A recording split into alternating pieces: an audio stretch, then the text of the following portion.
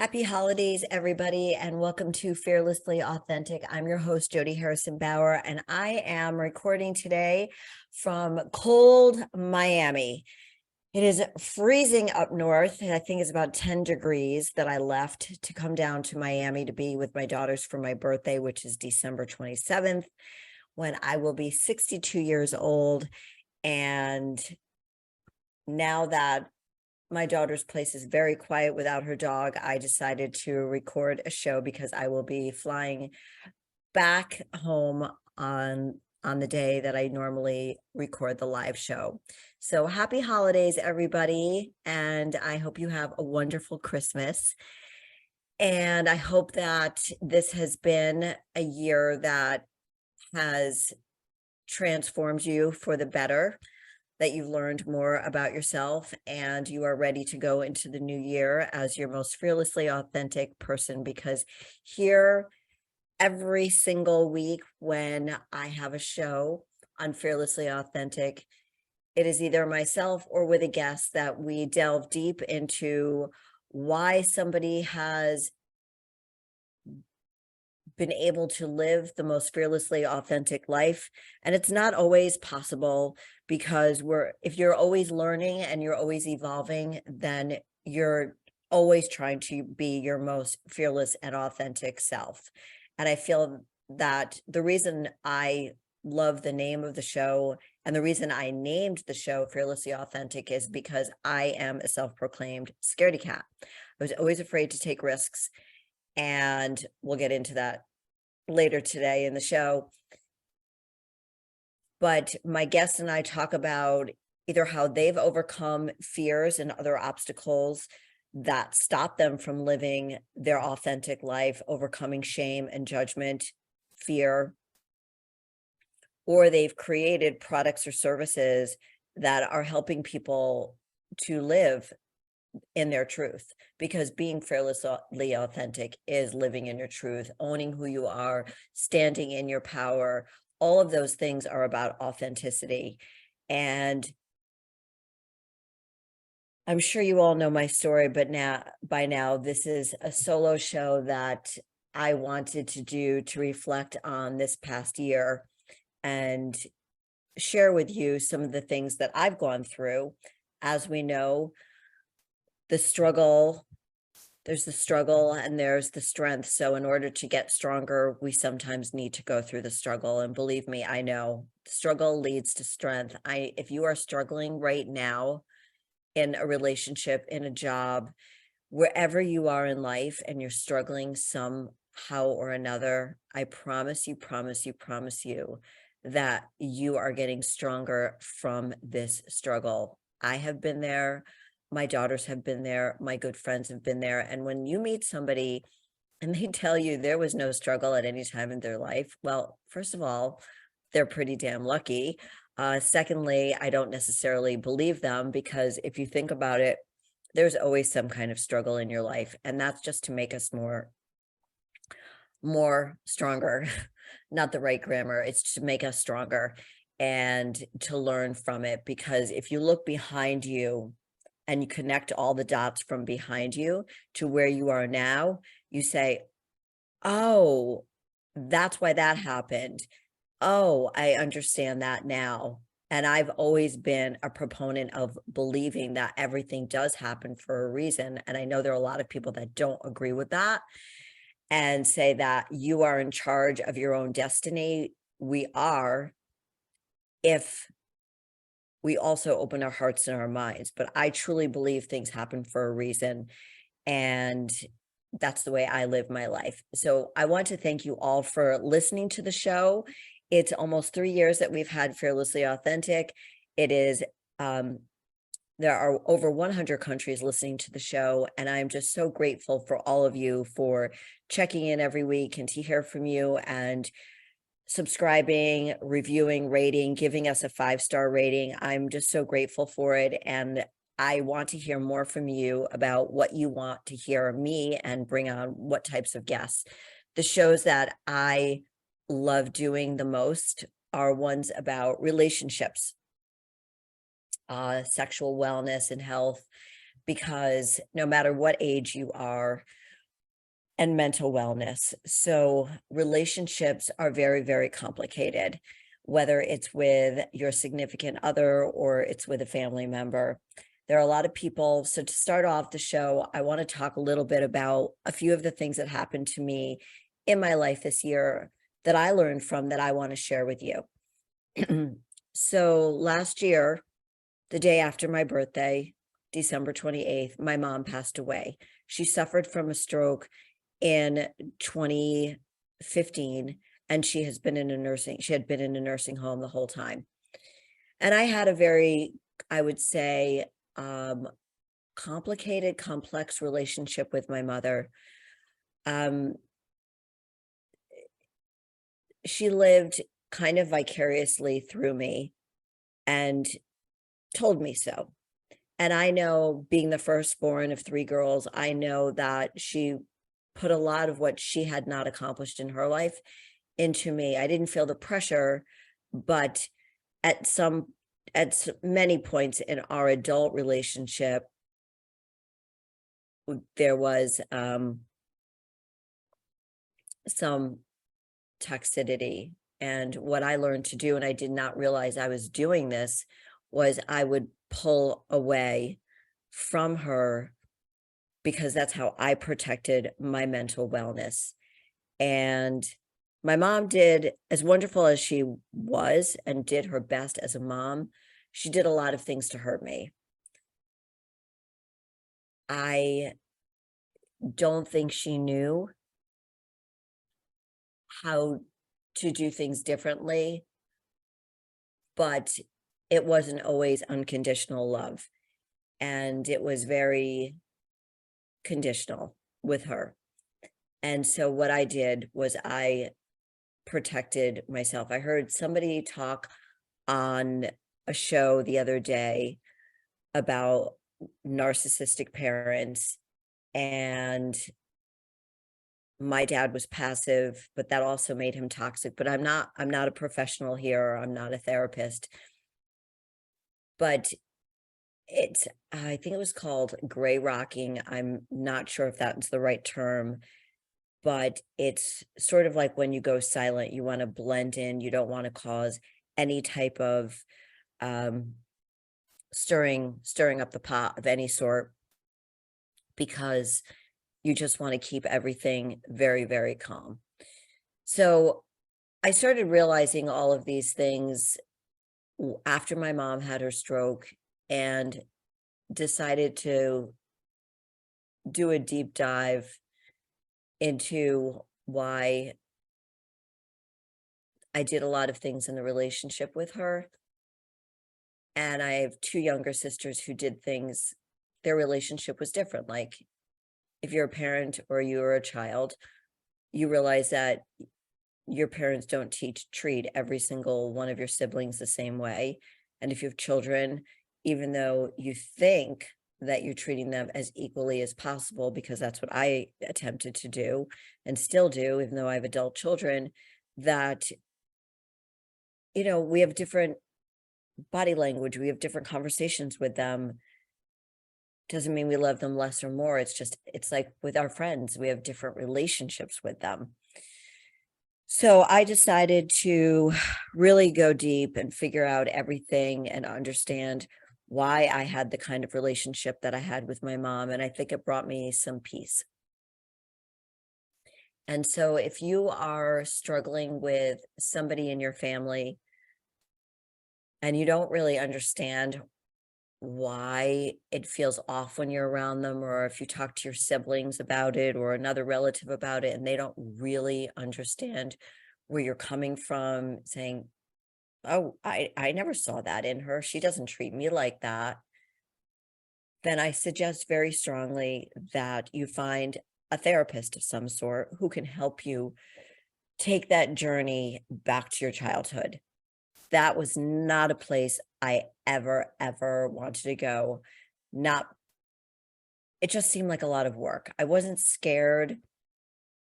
Well, maybe I was a little scared of what I would discover, but I sort of pushed it under the rug. I shoved it under the rug. But having both parents gone now, I felt that I felt empowered I had the confidence to really be honest with myself as to who they were, especially my mom. My dad and I got along really, really well, but he stuck up for my mom a lot, as a husband should. But when there are children involved, it gets very complicated.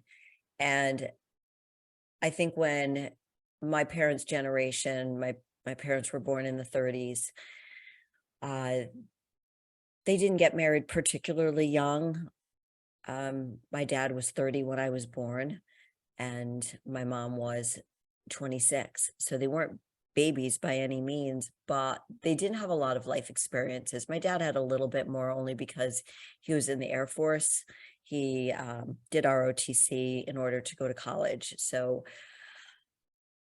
he did that. So he was able to see a bit of the world, but they didn't have a lot of life experiences, and they were very much virgins in the world, and probably sexually and just worldliness. So I do not blame my mother for how she raised me and how she treated me. All I knew when I had my daughters was that I had to do things differently. And I didn't really understand why, but I knew that I did want to do something. I was going to raise them differently, because I knew that there were flaws in the way my parents raised me. I didn't have any boundaries. There wasn't a lot of discipline.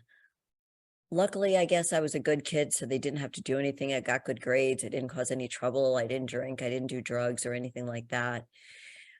But if you are struggling and grieving somebody in your life, maybe it is a parent, and you are scared to do that deep dive, I really want to encourage you to go there. It will make you stronger. It will, if you are a parent, it will make you a better parent.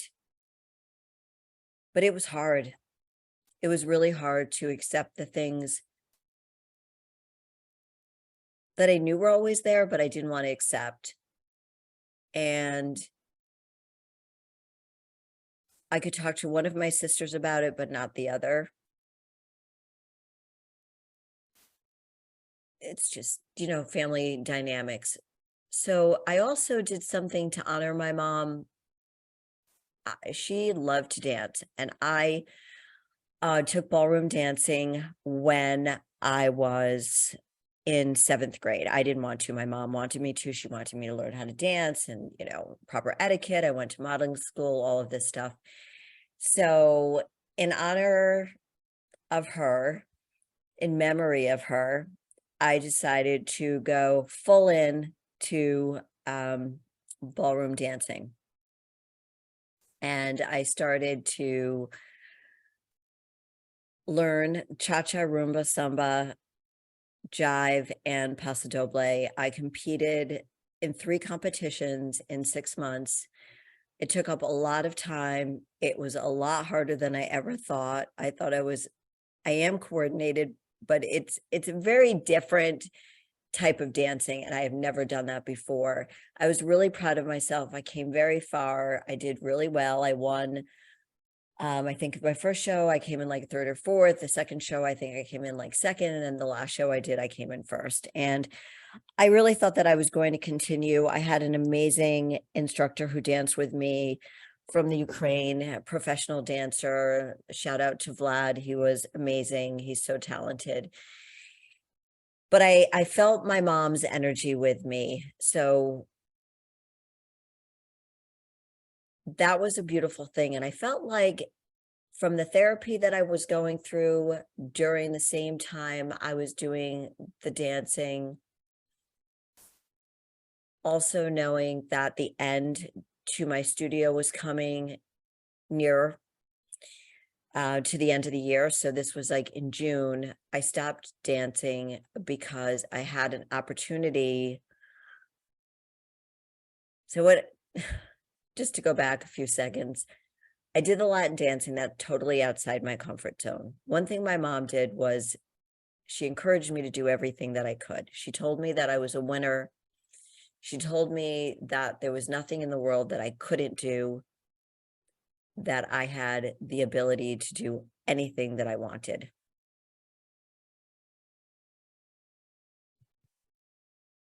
So when I went into the big old world, I never doubted myself. Every time I did something, I thought, of course I'm going to do well. That was the way I was raised. That was the beauty and the way I was raised, is that I thought I could do anything.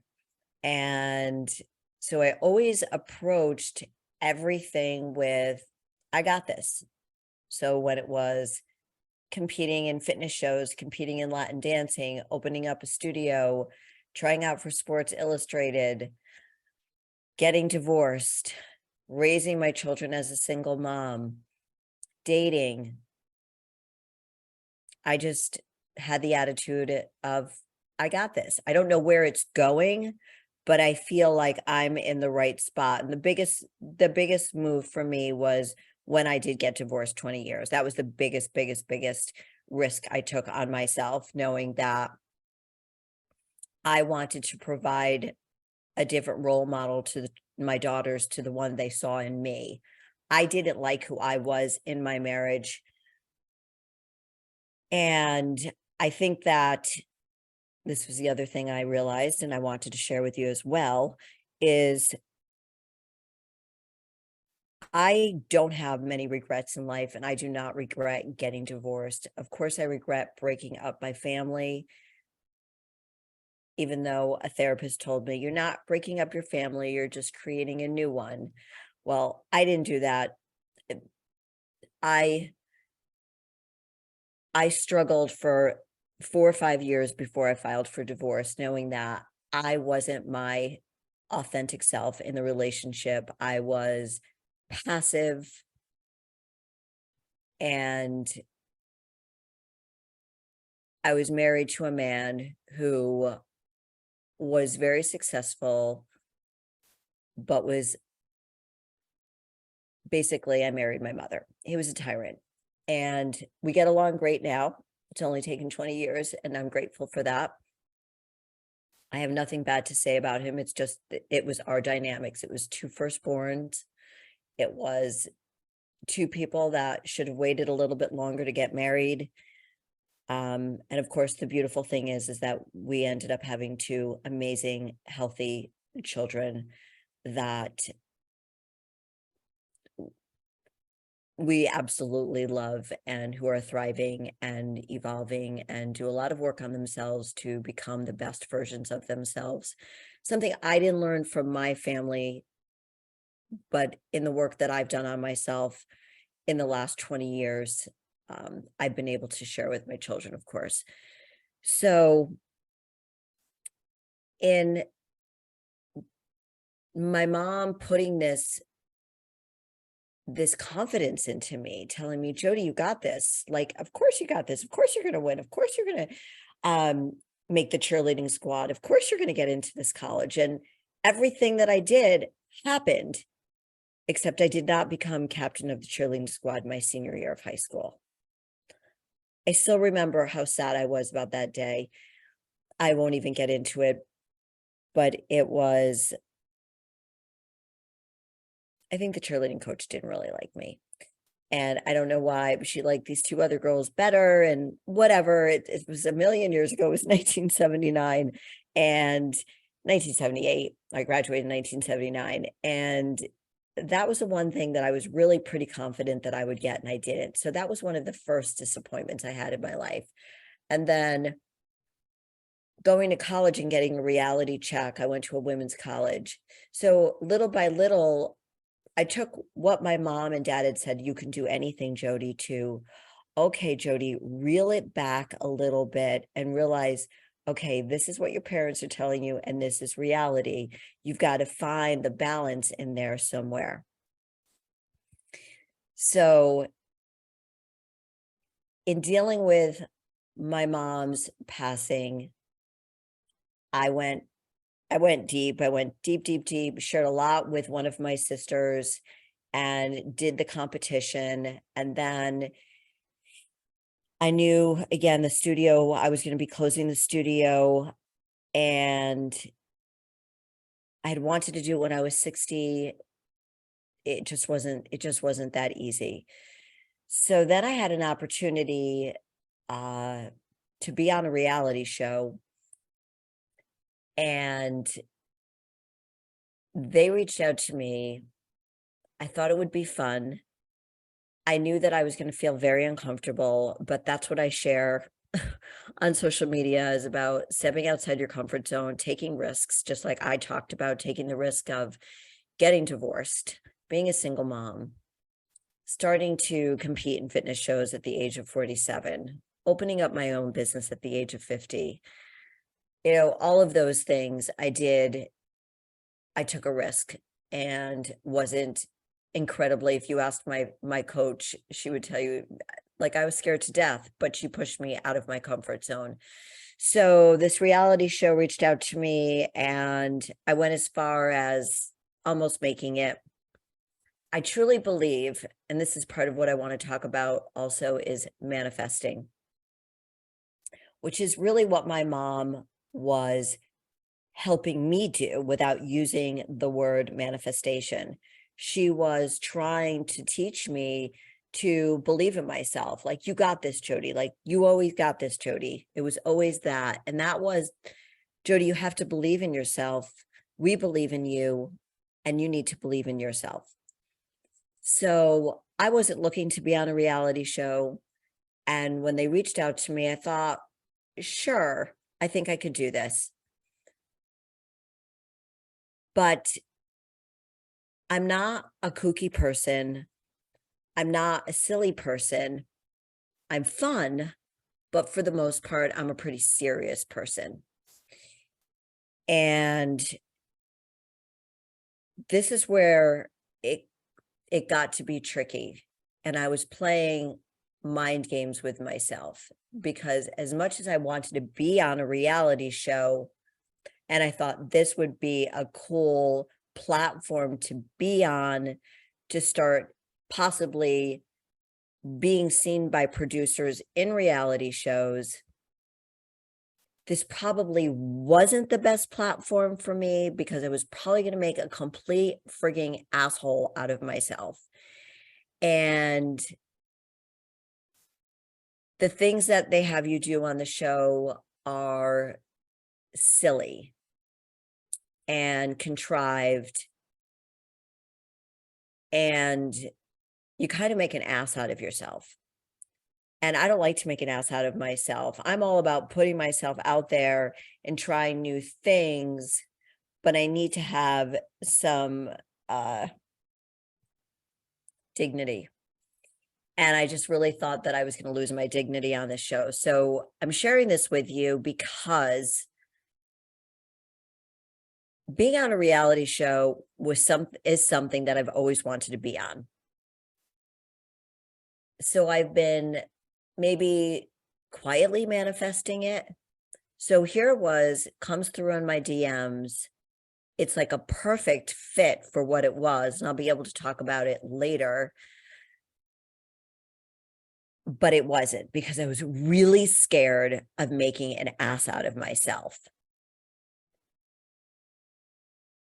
So I was sending the universe mixed messages. Oh yeah, I'm ready for this. Yes, I can do this.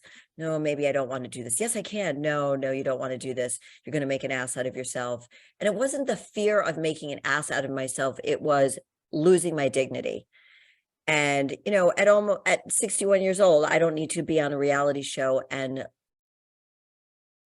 make a complete freaking asshole out of myself. So I was sending the universe very mixed messages.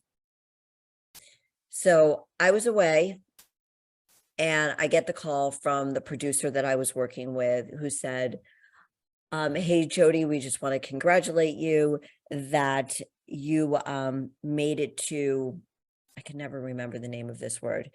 I didn't make it as a cast person. I made it as an alternate. So I was really, really, really, really bummed out. I'm like, an alternate? How could I have been an alternate? They said, well, it could change. So, you know, somebody could get COVID. You don't know. So just like, don't even think of that word. Don't even think of it as an alternate. Like, just, you know, we want you to come to New York. We want you to do this. We want you to do that. And we'll see where it goes from there. So I was so mad at myself because if I had manifested this, if I had really, really, really wanted this, I truly believe it would have happened. I know it would have, because that's, I'm just very good at believing in how things should happen. And I think it's my energy. And I've been told that I have really good energy from people who meet me. And when my mom was dying and she was in pain, and I would put my hand over her and it would like calm her. And I don't have any Reiki background or anything like that. I'm thinking about getting certified in Reiki. But if you are really wanting to do something and you see it, you know, you could do your vision board. I don't have the patience to do a vision board. If you could see yourself in that position, like I saw myself competing in fitness shows. I saw myself winning fitness shows when I did them. I saw myself, even though the Latin dancing was so damn hard, and I sucked at the beginning, like sucked so bad and was so embarrassed and I was going to give up. But I saw myself winning. But this show, I just didn't see it. I didn't see it. And if I go back and I think about when I tried out for Sports Illustrated, and I didn't make the first round, so I had to go to the open casting call in Miami. And then I just thought, screw it, I'm not doing that. If I didn't make it to the first round, through the first round, they didn't call me down there, screw it, I'm not going to do it. And that's when my daughter called me out on my bullshit. And she said, like, put on your big girl pants and get the hell down to Florida. So I did. And then I ended up like having such an impact all over the world, making global headlines, being on the cover of the New York Post, the story doing so well, they asked me to come back and do a Sunday spread. It was styled. It was, I like, all I did was follow my gut on this whole thing. And it opened up a lot of doors for me in that I realized that I had a global reach. And I realized that I could impact more women's lives with my courage and my strength. If you told me that 20 years ago, I would tell you I have no courage, I have no strength. Yes, my body is strong, but is my mind as strong as my body? No. So in getting the news about the reality show,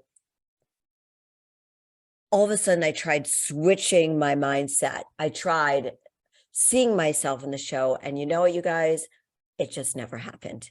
It never happened because it wasn't the right thing for me. What was the right thing for me is that I got to go there. I got to meet amazing human beings that I would have never, ever, ever met before. And so grateful for the experience, even though I didn't make it onto the show. And I'm glad that nobody got COVID, because that's how I would have gotten onto the show. But the whole thing was, it just wasn't meant for me. It wasn't a good fit. And when you can't see yourself getting there, when you can't see yourself actually doing that job or being in that relationship, you can go to a vision board, you could go to journaling, you could do all of those things, and maybe you'll see yourself getting there. But for me, I couldn't get there, but I did. I was really upset, and I had to take a step back and figure out, is it my ego speaking? And damn, my mom said I could do anything, right? So again, I had to go back to understanding my relationship with my mother as a child, as a grown up, as a grown woman, and even until the day she died. And she stopped talking about 6 weeks before she died. So from there, that was in the end of June, the beginning of July. My next focus was my studio, and that I would be closing my studio and no longer have Jody Fit after training women for 33 years. And I had already cut back on some things that I had offered at the studio, and I was just sticking to one-on-one training, which is really my first love. It's where I thrive. It's where my strength is. It's what's best for my clients because every single person is different. Just like I was talking about, no matter how many children you have, you treat them all differently, even though you love them equally, you treat them differently because they have different personalities. So what works for one child doesn't work for another. The same thing in a group fitness class. What may work for one girl doesn't work for another. So that's why I love one-on-one training. And so I did that until I was able to close my studio, which I desperately needed to do because I had other things in the works. And so I closed my studio at the end of September, and that was like another loss, even though I welcomed it. I needed for it to happen in order for me to move on and evolve. It's like, as sad as it was for me to get divorced, I knew that in order for me to be the healthiest version of Jody for me and for my daughters and for my friends, for everybody who's in my life, but mostly for my daughters, I needed to move on from my relationship. And in getting the divorce, I wasn't looking to get into another relationship. I knew eventually it would come when the right time was ready. But my focus was on me getting stronger, me getting better, finding my self-confidence, finding my self-esteem so I can be the best mom. So if you are in a relationship and you're struggling right now and you're not sure what to do, I'm going to tell you guys, men and women, just listen to your gut. It is a heart-wrenching decision to make. But you know in your gut what the best thing is. If you and your significant other can work it out, that's always the best version for the children. But if it's toxic, it's abusive, you got to get out. I didn't really have that situation. It just, sure, there were definitely toxic things about the relationship. Yes, there was probably a lot of verbal abuse. Those led to the toxicity, and that led to the downfall of the relationship and it being irreparable. So that's why I had to do that. But I don't want you to feel like you have failed. It actually takes a lot of strength to recognize that something's not working and to communicate that to your significant other and try to work on it. And it can't work unless both parties are working on it. So that's my speech for relationships, is that you've both got to work on it. Just like my relationship with my mother. If I needed her to respect my boundaries and understand why I was pulling back, she had to understand that there was something that was going on that wasn't healthy for me. And so I've learned to communicate things to other people that are important to me in my life, even with my daughters. You know, if they're talking to me, they're having a bad day, so they're being bitchy to me, I will say to them, hey, I don't like the way you're talking to me. This is me hanging up right now, because that's me showing boundaries. So the grieving process continued as I closed the studio. Just like with my mom dying, it was time for her to go, even though it was sad. And I also went away a lot. I needed distractions. I needed to get away and breathe. I found that I needed air. I needed to experience different things by going away, doing the Latin dancing, competing, finding that part of me again. And then leading up to the studio closing, it was bittersweet because I miss all the women that I used to train. I'm so grateful for all of them, but they understood, I've been doing this for a really, really long time, over 33 years. And it was time for me to start focusing on the things that had become new passions of mine. And fitness will always be at the core of who I am. Because in my opinion, you can't go off and get into a healthy relationship or get a job that you love and have it continue to be successful for you, the relationship, the job, the friendships, if you're not working on yourself. And going to the gym isn't just about the physical health, it's about the mental well-being. And if you haven't gotten to the gym yet, and you're in your 20s, 30s, 40s, 50s, 60s, you can start. You may not see the results you want to see at 60 as if you hadn't started in your 20s, but it's a lifestyle. It's something, it's at the core of who I will always be, and I will always preach about it. But I had other opportunities coming to me, and I really wanted to put my energy into that. So that took a lot of emotion out of me. So now I am just focused on the podcast, focused on writing my memoir in the new year. And each year I pray, I manifest about being more evolved, stronger, more courageous, more authentic, because I want to live as the most authentic being that I can be. Because I know that when I'm being my most authentic self, I'm being my most fearlessly authentic self, then I feel more powerful for me to make decisions that will make my life more joyful, more fulfilling.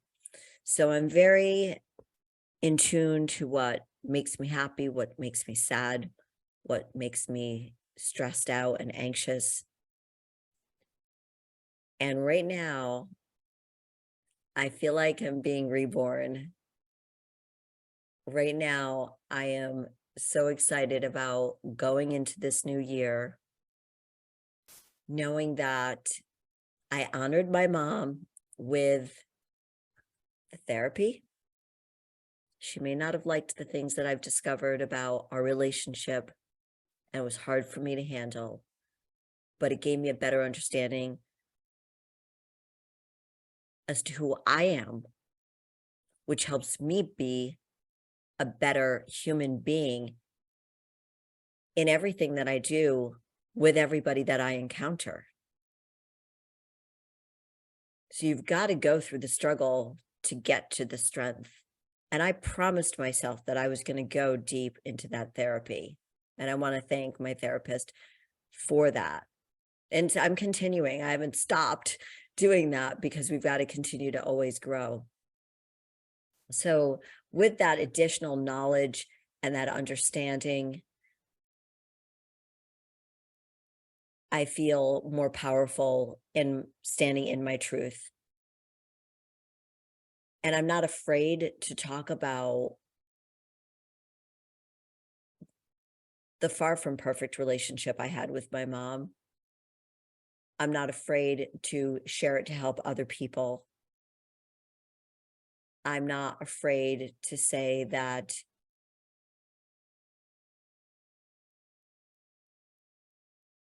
it was toxic a lot of times. And I hope that what I've learned about myself and my experiences going through that process will help other people. I know that I've shared a lot of it with my sister and with my daughters, where I feel like it's helpful to them to understand where I've come from. And I realize that my ex-husband, you do, if you have a toxic parent, you do end up marrying your parent, which I did. So I was, smart in getting divorced. And I want you also to really, really trust in the way that you're thinking. That if something doesn't feel right, it probably isn't right. And I know that sounds really, really corny. But if your significant other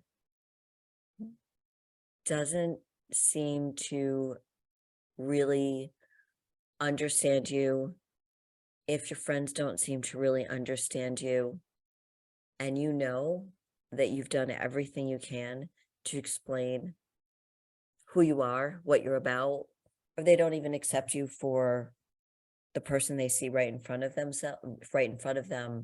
then maybe you're not hanging out with the right people. Maybe you're not married to the right person. And you have to be truthful with yourself. And it's scary. It's very scary because going sideways sucks. So this is the year that I want you to believe in yourself. This is the year that I want you to be really honest with yourself. And I want you to go for everything that you want. And don't do the mind fuck on yourself like I did, even though the reality show decision was a good one. But go there, go and be really honest with yourself.